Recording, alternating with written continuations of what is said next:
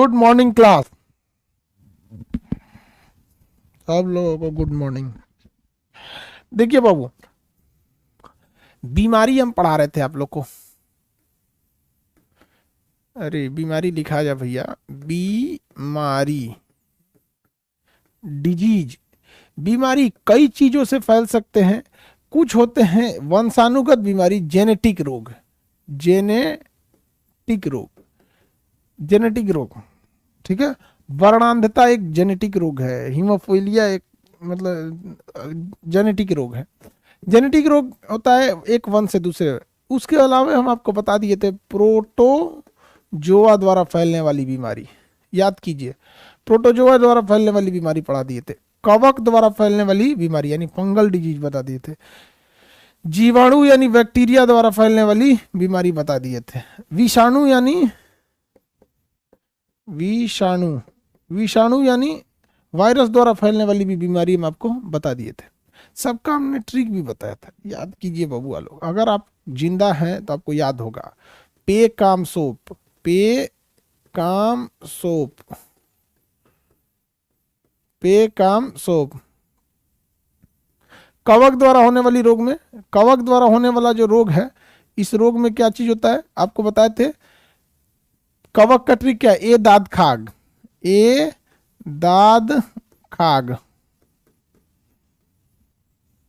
ए दाद खाग। जीवाणु द्वारा डीप सिटी का कुटनी है, डीप सिटी का कुटनी है, डीप सिटी का कुटनी है। इसका एडे पोइचे छोग खसरा हिम हरे। बताइए, ए से एड्स, डेंगू, पोलियो, इन्फ्लुएंजा, चेचक, छोटी माता गलसुआ, खसरा, हिपेटाइटिस, मेनिंजाइटिस, हर्पीज और रैबीज बता दिए थे। रैबीज में तंत्रिका तंत्र खराब हो जाता है, इसमें ब्रेन डेड हो जाता है, इंसान की मृत्यु फिक्स है। रैबीज के टीके की खोज लुइस पास्चर ने किया था। लुइस पास्चर ने ही रैबीज वैक्सीन को पहली बार बनाया था। जिन्हें भी कुत्ता काटे 1 हफ्ता के अंदर, क्या जितना जल्दी हो सके 1 से 2 दिन के अंदर इंजेक्शन ले लेना चाहिए, वरना अगर आप 1 हफ्ता डिले कर दिए तब तक रैबीज शरीर में फैल चुका रहेगा तो हो गया, बहुत देर कर दी हुजूर, आते आते बहुत देर कर दी, काम खत्म हो जाएगा। ठीक है। वायरस द्वारा होने वाली बीमारी हम आपको बता दी है। इसके अलावा कुछ बीमारी होती है जिसे हम लोग कहते हैं अल्पता। अल्पता, अल्पता रोग। अल्पता रोग क्या होता है, ध्यान से देखिएगा। अल्पता रोग, अल्पता रोग मतलब डिफिशियंसी डिजीज, किसी चीज की कमी से हो जाता है। अल्पता रोग को कहते हैं डिफिशियंसी डिजीज, किसी चीज की कमी से हो जाए। जब कोई बीमारी किसी चीज की कमी से हो जाए तो उसे हम कहते हैं अल्पता रोग। जैसे विटामिन ए की कमी से, विटामिन बी की कमी से, तो विटामिन से होने वाली रोग इसमें हो सकता है। आयरन की कमी से एनीमिया हो सकता है। कैल्शियम की कमी से रिकेट्स हो सकता है। प्रोटीन की कमी से आपको मेरस्मस या क्वासेकोर्स हो सकता है। आयोडीन की कमी से आपको घेंघा नामक रोग हो सकता है। सोडियम की कमी से तंत्रिका तंत्र में मैसेज जाने में आपको क्या हो सकता है, डिले हो सकता है। इंसुलिन की कमी से, इंसुलिन की कमी से आपको कौन सा रोग हो सकता है भैया, शुगर हो सकता है, शुगर हो सकता है। तो ऐसी बीमारियों को हम अल्पता रोग कहते हैं। क्या कहते हैं? अल्पता रोग, डिफिशियंसी डिजीज, अल्पता रोग, डिफिशियंसी डिजीज। इसके अलावा हम आपको वेक्टर डिजीज पढ़ा दिए हैं। वेक्टर डिजीज मच्छर या मक्खी से फैलता है, जैसे malaria, malaria, Anopheles, filaria, Culex मच्छर, याद कीजिए, filaria, Culex, dengue, dengue, Aedes मच्छर, याद है, कालाजार, बालू या सिकता मक्खी, हैजा, घरेलू मक्खी, हाउस फ्लाई, हाउस वाइफ नहीं रे, हाउस वाइफ से कहता है हैजा नहीं, हाउस फ्लाई, हाउस फ्लाई। ये सारा बीमारी पढ़ा दी है, सारा का सारा बीमारी पढ़ा दी है। आई कंप्लीटेड ऑल डिजीज, बीमारी हो गया, डिजीज हो गया। अब एक स्पेशल बीमारी आपको पढ़ा देते हैं, कैंसर, कर्क रोग, कैंसर या कर्क रोग। कैंसर या कर्क रोग। देखो बबुआ, बीमारी चैप्टर खत्म। डिफिशियंसी डी पढ़ा दिए हैं। विटामिन की कमी से, विटामिन ए की कमी से, रतौंधी बी की कमी से, बेरी सी की कमी से, स्कर्वी डी की कमी से, रिकेट्स की कमी, ई की कमी से, जो विटामिन ई की कमी से जनन क्षमता में कमी, डी के की कमी से आपका हो जाता है हेमरेज का डर हो जाता है, आयरन की कमी से एनीमिया हो जाता है, कैल्शियम की कमी से रिकेट्स हो जाता है, प्रोटीन की कमी से मेरेस्मस या प्रोकासेकोस हो सकता है, आयोडीन की कमी से घेंगा, सोडियम की कमी से ब्रेन में तंत्रिका नहीं जाएगा, भोद्दा हो जाएंगे, इंसुलिन की कमी से आपको, इंसुलिन की कमी से क्या हो जाएगा, अरे शुगर, डायबिटीज। पूरी शरीर पढ़ा दी आप लोग को, खत्म कहानी पूरी शरीर का, कहीं तक नहीं बचा आप लोग में। अब आते हैं कैंसर या कर्क रोग। कैंसर क्या होता है, देखिए हमारी शरीर में कोशिका जो विभाजन होता है वो एक कंट्रोल फॉर्म में रहना चाहिए, कंट्रोल में। अनियंत्रित कोशिका विभाजन, अनियंत्रित कोशिका विभाजन, अनियंत्रित कोशिका विभाजन को, अनियंत्रित कोशिका विभाजन को हम क्या कहते हैं, कैंसर कहते हैं। जैसे कोशिका में मान के चलिए आपके हाथ हड्डियों में कोशिका विभाजन की क्षमता है कि 5 लाख कोशिकाओं को यह रख सकता है, और वहां बन जाए 40 लाख तो दिक्कत हो जाएगा। कैंसर को समझिए, कैंसर का मतलब होता है कंट्रोल से ज्यादा भीड़ हो जाना, कंट्रोल से ज्यादा भीड़ हो जाना कैंसर हो कहलाता है। जैसे सपोज कीजिए कि किसी रेलवे स्टेशन पे, कोशिका रेलवे स्टेशन पे 10 बजे भी ट्रेन आती है, 10:30 में आती है, हर 15-20 मिनट पे बड़े रेलवे स्टेशन पे ट्रेन आती है, जैसे दिल्ली, पटना, मुंबई, ये सर के रेलवे स्टेशन। सपोज कीजिए कि सुबह 8 बजे से शाम 4 बजे तक सारी ट्रेनें कैंसिल है, तो सारा भीड़ इकट्ठा हो जाएगा, और वो ट्रेनें आ रही हैं 5 से 6 के बीच में, तो 1 घंटे के बीच में अचानक सारी ट्रेनें आ जाएंगी तो भीड़ हो जाएगा। वही हो जाता है शरीर के अंदर, तो उसे कहते हैं कैंसर।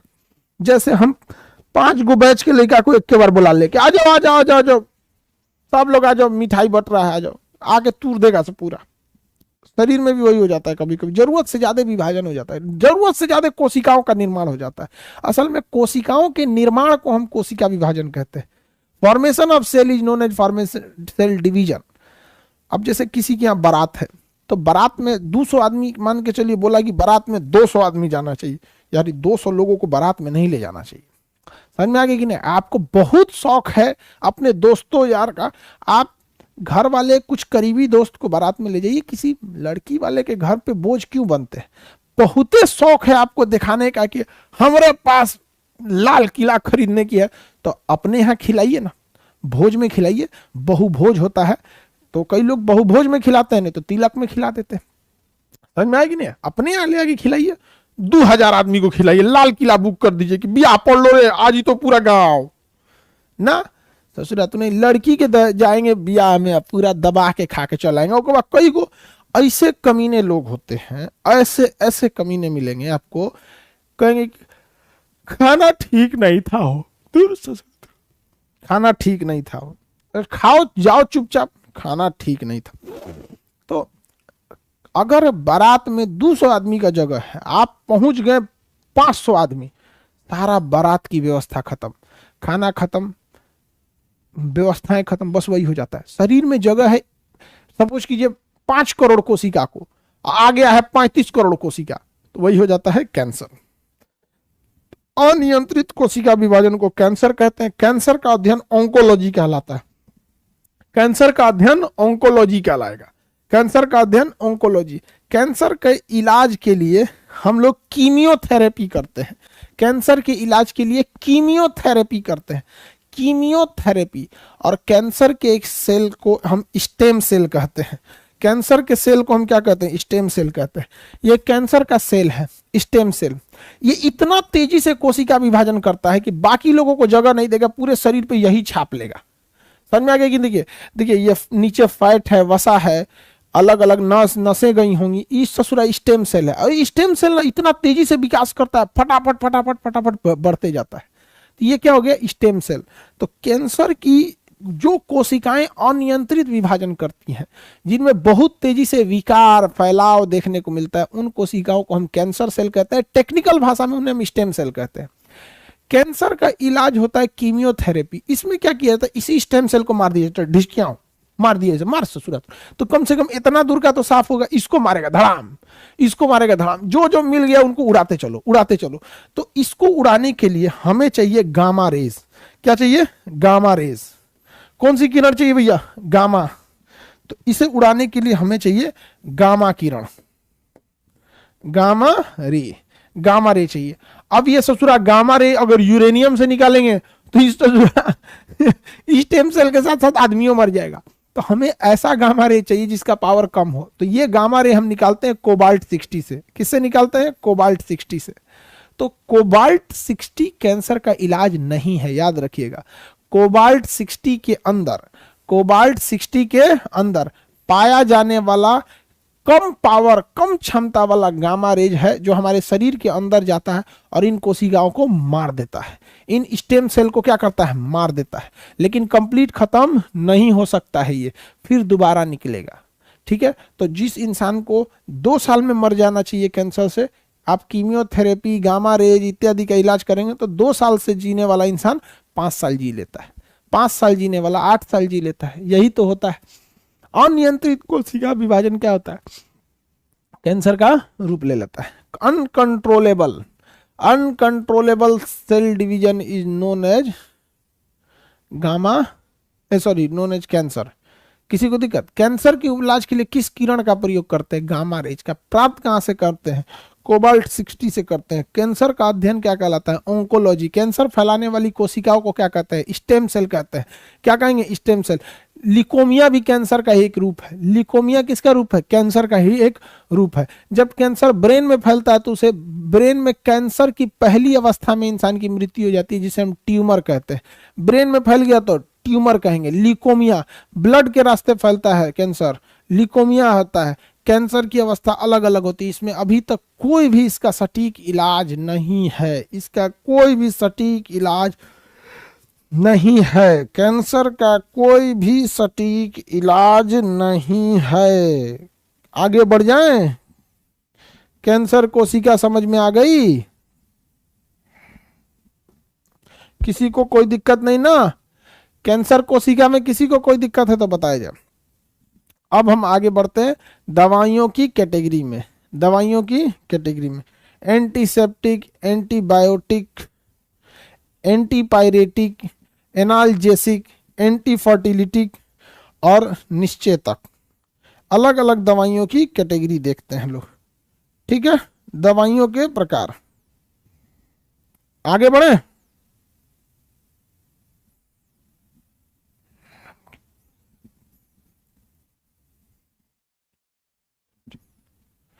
देखिए, पहला होता है एंटीबायोटिक।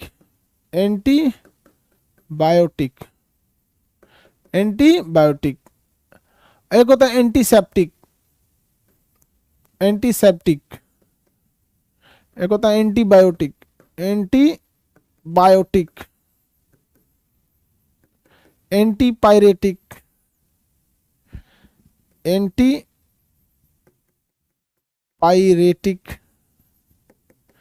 एक होता है एनाल्जेसिक, एनाल्जेसिक। इतनी कैटेगरी समझिए। ये दवाओं के नाम नहीं है, कैटेगरी है। जैसे लड़का किसी का नाम नहीं होता, वो एक कैटेगरी है। लड़की किसी का नाम नहीं होता, एक कैटेगरी है। एंटीसेप्टिक क्या करता है? इसे हम कहते हैं जर्म रोगाणु, मतलब जर्मनाशी। इसे क्या कहते हैं? जर्मनाशी। एंटीसेप्टिक को जर्मनाशी कहेंगे, जर्मनाशी, जर्मनाशी। ऐसे कहते हैं रोगाणुनाशी, रोगाणुनाशी। ठीक है, आइए तो बुखार के लिए आता है। समझिए ध्यान से, अगर हमारा शरीर में कहीं कुछ चीज कट गया है, जैसे दाढ़ी बनाते में कभी कभी कट जाता है, महिलाएं कभी कभी सब्जी काटती हैं तो कभी कभी छिला या कट उठ जाता है। तो जब कभी कट जाए कहीं ना, तो बाहर के बैक्टीरिया, बाहर के हार्मफुल जर्म्स के घुसने के लिए बहुत अच्छा माहौल बन जाता है। बाहर के अंदर के जर्म्स के घुसने का बहुत अच्छा माहौल बन जाता है।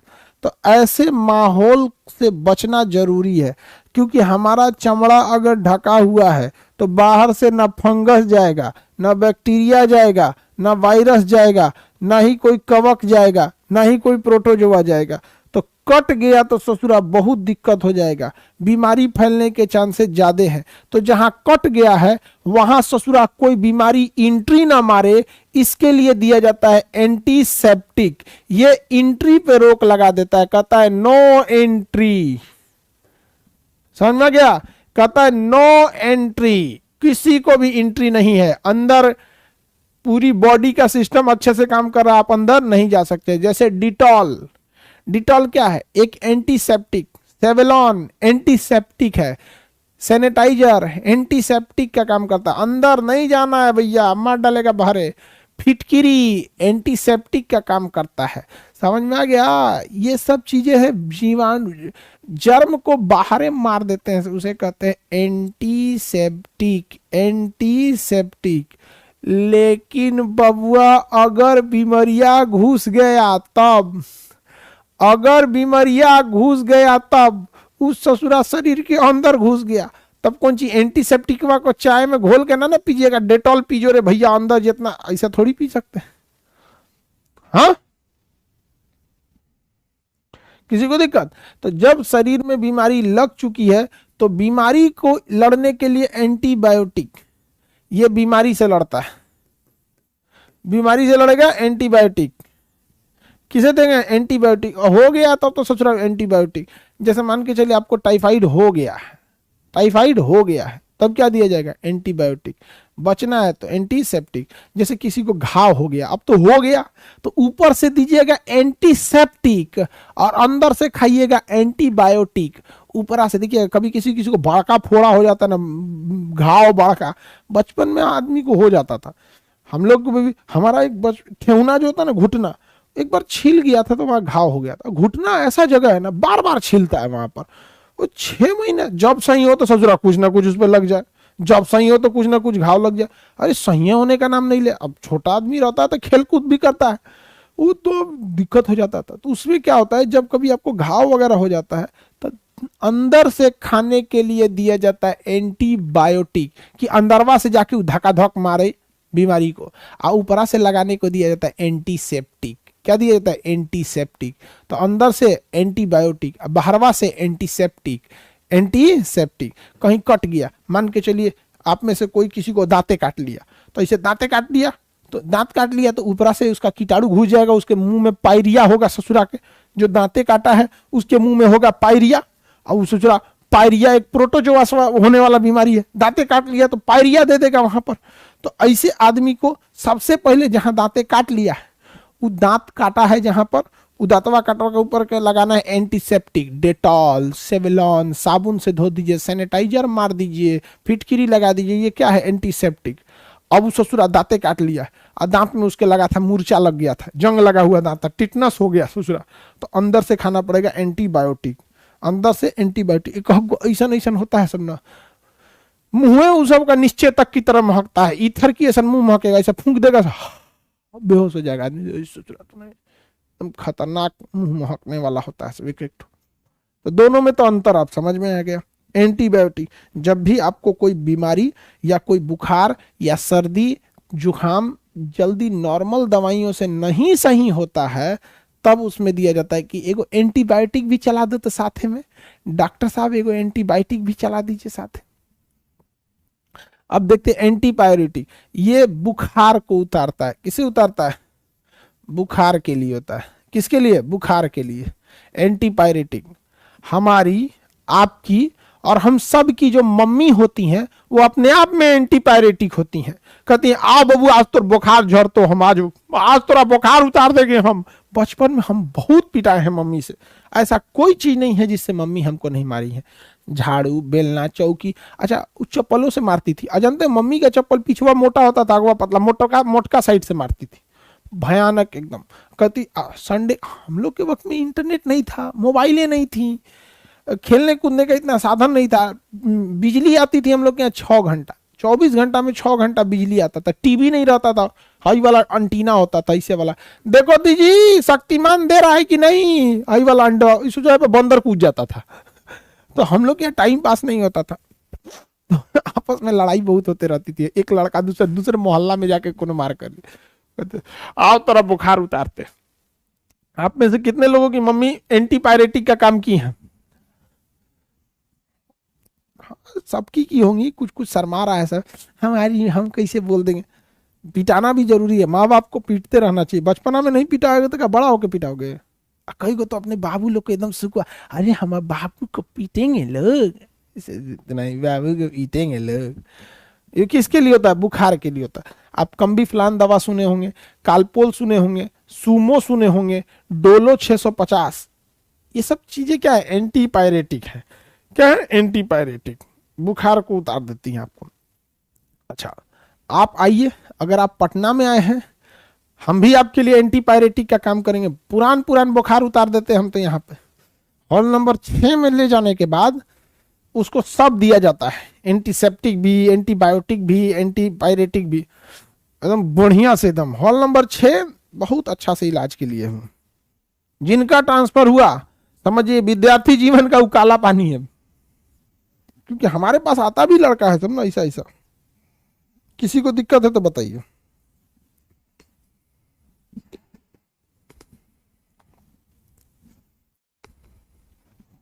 आगे बढ़े। एनाल्जेसिक दर्द की दवा होती है, दर्द निवारक, दर्द निवारक, निवारक, दर्द निवारक, ये दर्द से छुटकारा देती है। एनाल्जेसिक दर्द से छुटकारा दे देती है आपको। इसमें ना दर्द निवारक गोलियां में जो होते हैं, कई बार ऐसे दर्द निवारक गोली बनाई जाती है, जैसे बहुत ज्यादा दर्द हो रहा होता है तो उन लोग को ना अलग अलग मार्फिन दिया जाता है, तो दर्द निवारक गोलियों में ना नशा भी हो जाता है। तो एनाल्जेसिक जो होता है ना आपको नशा दे देती है, हल्का सा क्या दे देता है? नशा। क्योंकि दर्द जो होता है ब्रेन से ही कंट्रोल होता है और ये थोड़ा सा ब्रेन को कंट्रोल कर लेता है, छोड़ना उसको। तो दर्द निवारक गोलियों में हल्का सा नशा भी होता है। तो कई ऐसे विदेशी हैं जो भारतीय दर्द निवारक दवाइयों को इंपोर्ट करते हैं। क्या करते हैं? इंपोर्ट करते हैं, और उसमें से वो लोग नशे के रूप में उसका प्रयोग करते हैं।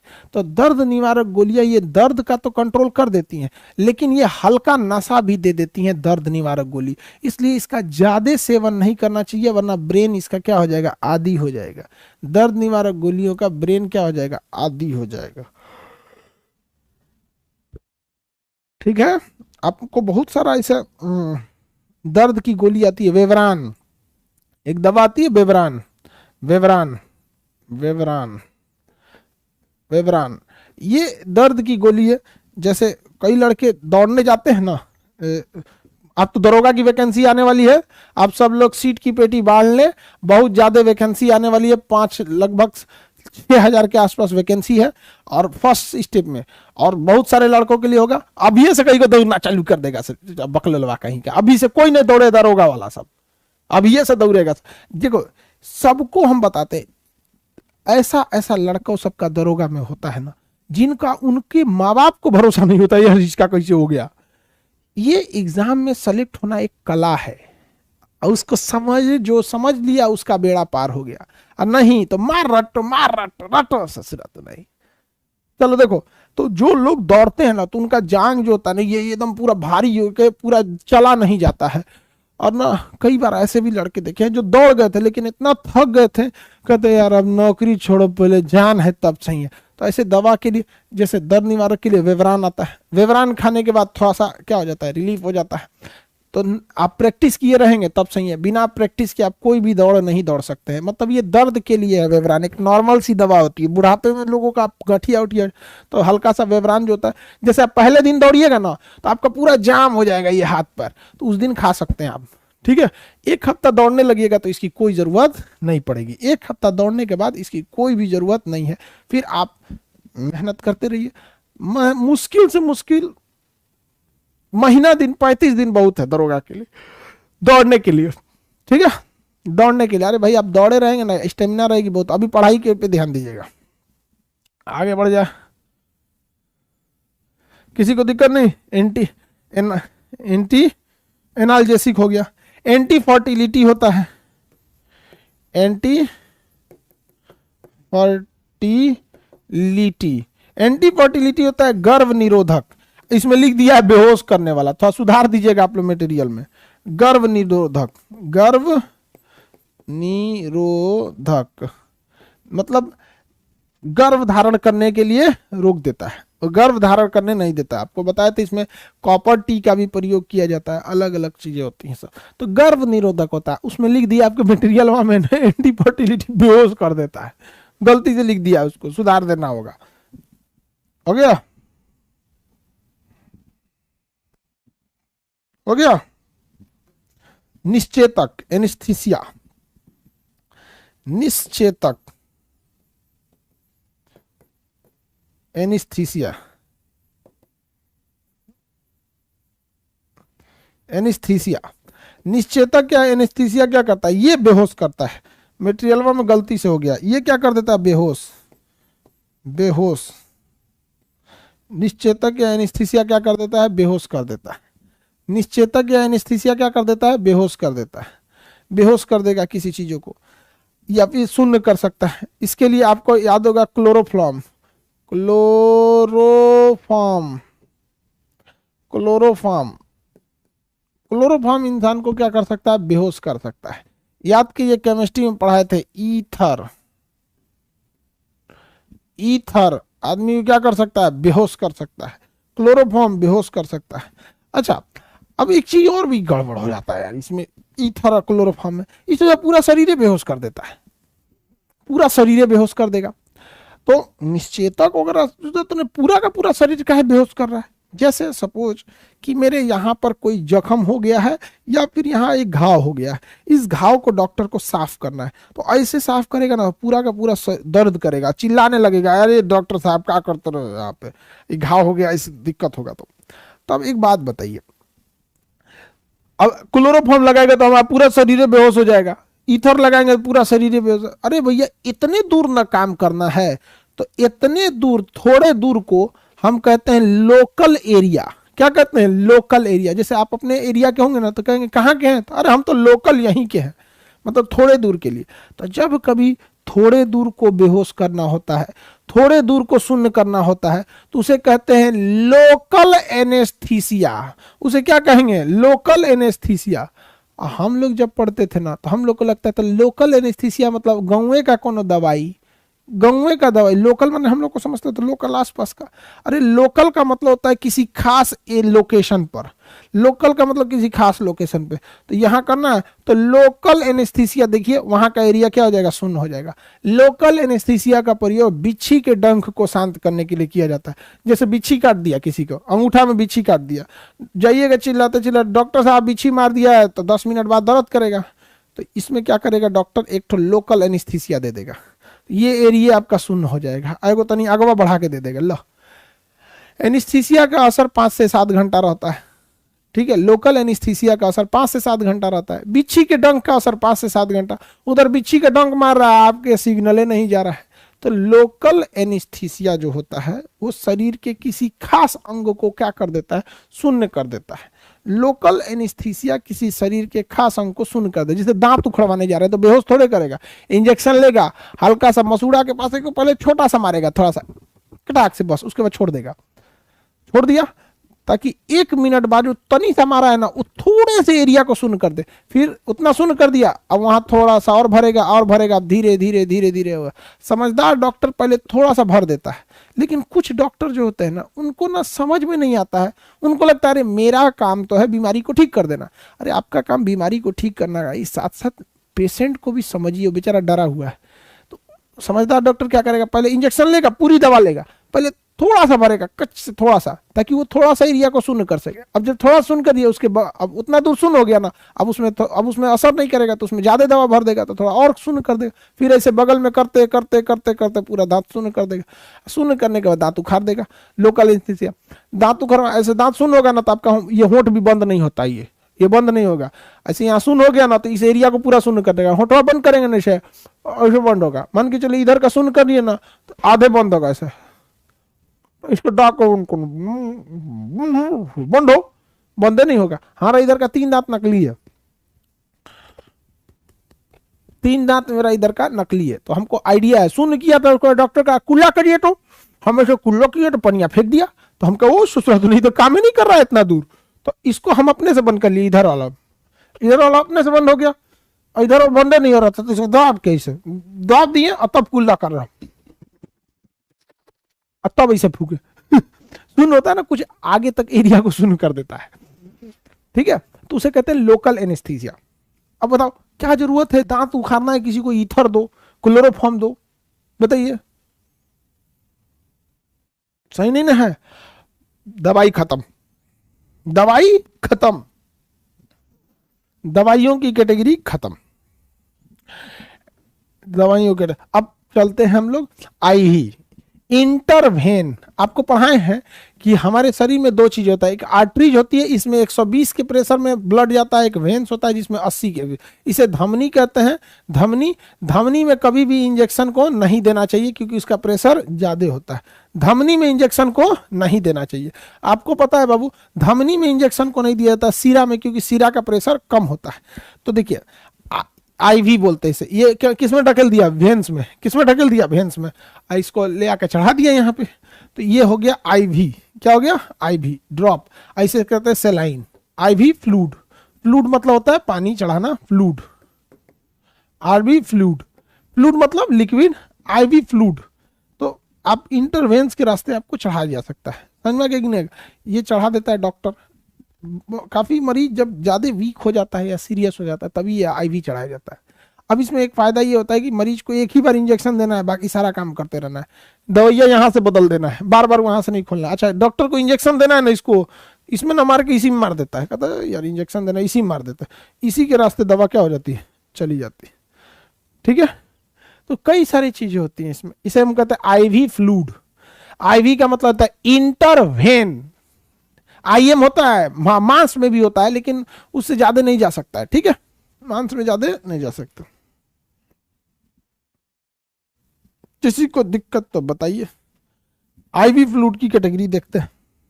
एक होता है एनएस, क्या होता है, एनएस, इसकी कई कैटेगरी होती है। एनएस नॉर्मल सेलाइन, इसे हम लोग सेलाइन कहते हैं।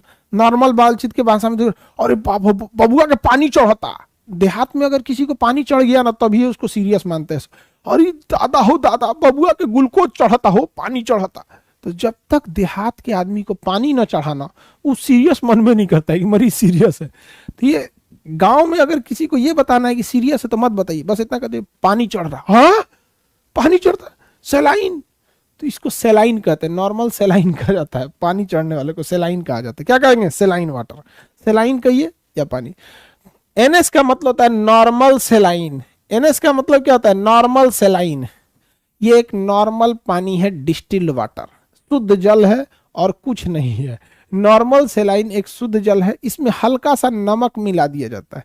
हल्का सा नमक इसलिए मिलाया जाता है कि जब आप इस नॉर्मल सेलाइन यानी एनएस को चढ़ाइएगा तो शरीर में पानी की कमी को वो पूरा कर देगा। जैसे किसी मरीज को डायरिया हुआ है, आपको पता है बाबू डायरिया में बहुत ज्यादा लूज मोशन होने लगता है। हैजा में पता कीजिए, हैजा यानी कॉलरा में लूज मोशन के साथ साथ उल्टी भी होने लगता है, शरीर का सारा फ्लूइड यानी पानी खत्म हो जाता है। शरीर का पानी खत्म हो जाता है, शरीर नहीं उठता, इससे एकदम थोड़ा शरीर उठ भी नहीं करेगा, शरीर नहीं उठता है। अब ब्रेन को तो सोडियम की कमी हो जाती है, तो क्या चढ़ाया जाता है, नॉर्मल सेलाइन। नॉर्मल सेलाइन में चुपचाप एकदम शुद्ध जल होता है और हल्का सा नमक होता है। नमक एंटीसेप्टिक का भी काम करता है। नॉर्मल सेलाइन का काम और भी होता है, जैसे कहीं कट गया है, डॉक्टर के पास जाइएगा तो पानी से नहीं धुलता है, वो इस नॉर्मल सेलाइन से धुलता है।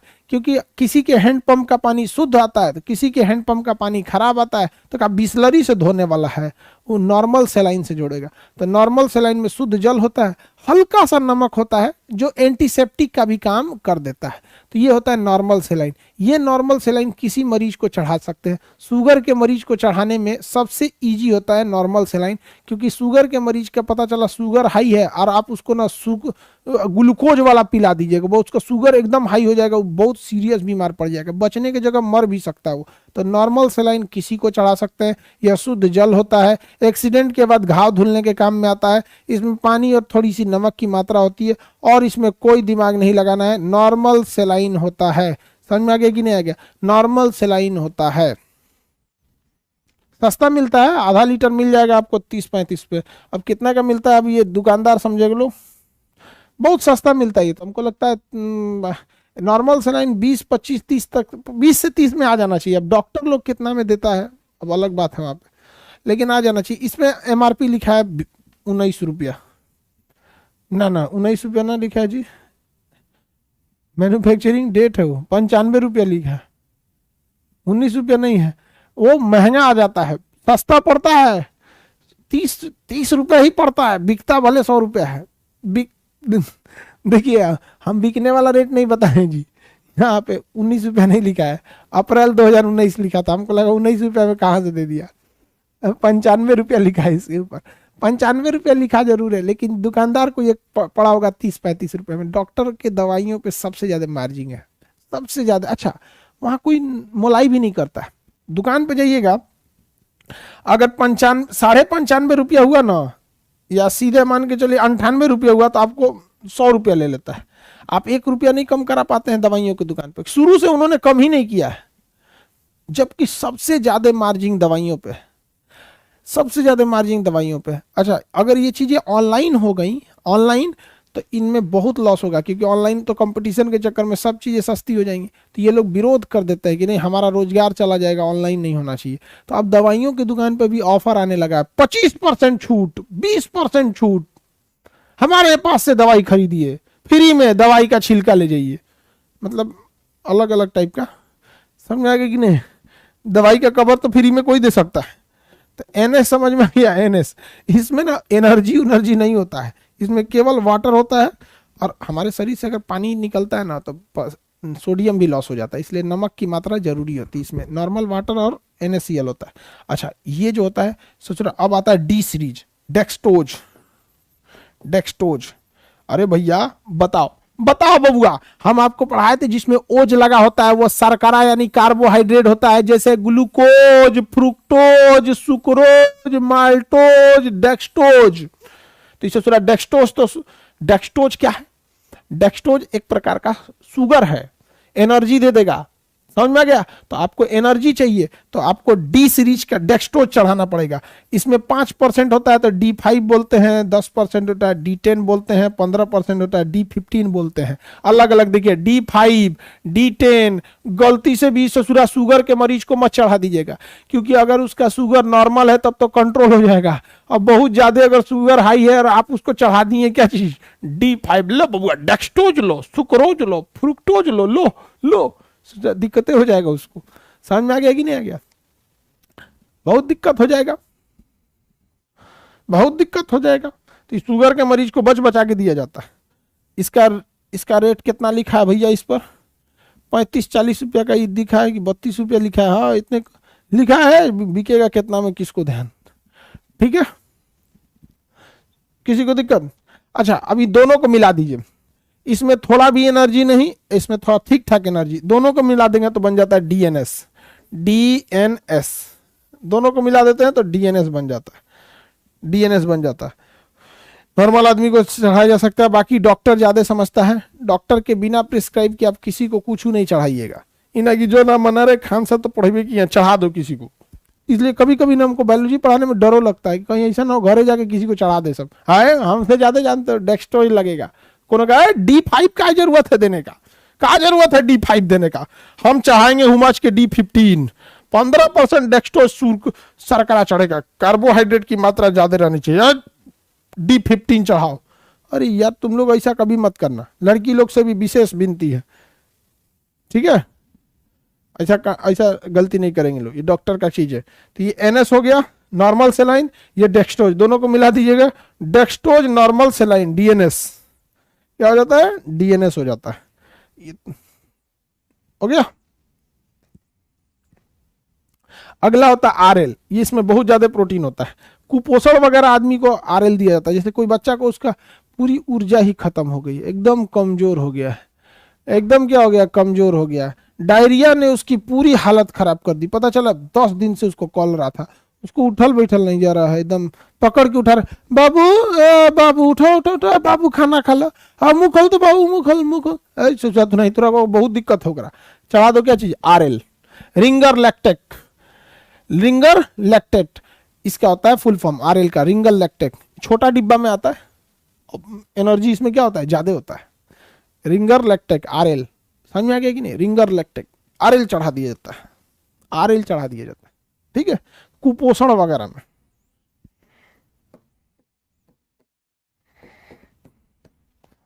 कुपोषण में, ठीक है। कई को अपने में प्लान बना रहा होगा सब। कुछ लड़कियां एकदम छोट छोट होती हैं सब ना, 13-14 किलो की एकदम छोटकी, अरे भगवान कितना अच्छा सर बता दिए, यही अब पियेंगे हम पानी में डाल के। ऐसा कोई कोई ऐसा नहीं करने की जरूरत है, दिक्कत हो जाएगा आप लोग को, RL चढ़ा देंगे लोग यहाँ पे। एक होता है मेट्रोन, एक होता है सेफ्रॉन। सेफ्रॉन ये तो है मेट्रॉन, देखिए मेट्रोन, मेट्रोन ये ऑपरेशन के बाद दिया जाता है। अमूमन डॉक्टर इसको यूज करता है ऑपरेशन के टाइम पे यूज करता है। यहाँ पर ये थोड़ा सा जैसे चढ़ा देता है वो ऑपरेशन के टाइम पे, अलग अलग ऑपरेशन में अलग अलग यूज होता है। कोई हार्ड एंड फास्ट रूल नहीं है कि यही चढ़ेबे करेगा। डॉक्टर की अपनी विवेक, उसको कैसा मरीज है, मरीज का उम्र क्या है, मरीज का हेल्थ कैसा है, मरीज को कौन सी बीमारी है, ये सब चीज़ों पे डिपेंड करता है। शुगर का रहेगा तो उसको अलग, खांसी हुआ है तो उसको अलग, सबका ये डिपेंड होता है। बस आपको नॉर्मल के लिए दे रहे हैं। मेट्रोन होता है। एक होता है हेमेक्सिल, इसका यूज डॉक्टर सबसे कम करता है। हेमेक्सिल के यूज करने से सबसे ज्यादा बचता है, क्योंकि ना ये बहुत हाईली रिएक्टिव होता है। चढ़ाएगा तो शरीर कांपने उपने लगता है कभी कभी, तो इसका यूज डॉक्टर कम करता है, बहुत कम, बहुत हाईली। अच्छा यूज करेगा ना तो वहां एगो खड़ा रहेगा चुपचाप, क्या हो रहा है, निकाल देगा फटाक से। तो हेमेक्सिल का उतना डॉक्टर यूज नहीं करता है, कम यूज करना चाहता है हेमेक्सिल का। समझ में आ गया कि नहीं आ गया? तो इधर का जरूरत नहीं है, ये आपको याद रखना है। NS में नॉर्मल सेलाइन होता है, इसमें डेक्सटोज ये शुगर होता है, ये दोनों को मिला देते तो DNS हो जाता है। शुगर के लेवल को बताता है 5%, 10%, 15%, D5, D10, D15। किसी को कोई दिक्कत नहीं है? D5, D10, D15। घाव को धुलने के लिए DNS नॉर्मल सेलाइन, इसमें कुछ नहीं होता, पानी होता है तो इंसान नमक मिला दिया, शुद्ध जल और पानी नमक मिला के एकदम मस्त क्लास। डेक्सटोज मीठा होता है। D1 सबसे ज्यादा एनर्जी कौन देगा? D5, D10, D15। D series में सबसे ज्यादा ऊर्जा कौन देगा? D15। DNS जो होता है दोनों को मिक्सचर हो जाता है, दोनों का क्या हो जाता है? मिक्सचर हो जाता है।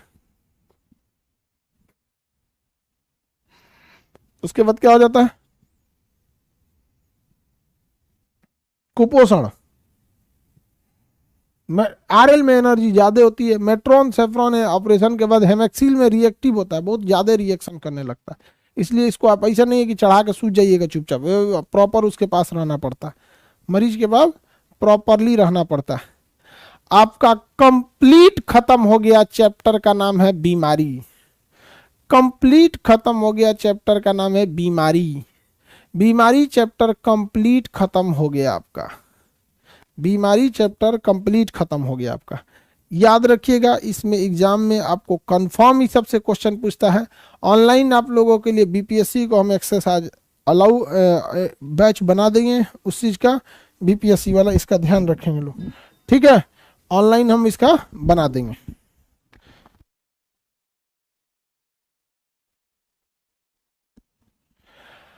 आज उसको आप लोग ऑनलाइन देख लेंगे लोग, फिलहाल आप ऑनलाइन कीजिएगा। ऑफलाइन वालों के लिए जैसे उसकी भी सूचना हम दे देते हैं, ठीक है? और ज्योग्राफी, देखिए ज्योग्राफी लगभग खत्म हो चुका है, 99% खत्म हो गया है। अब ज्योग्राफी में याद करने वाली चीजें बची हैं, इंडस्ट्रीज कौन कहाँ है, कैसे क्या है।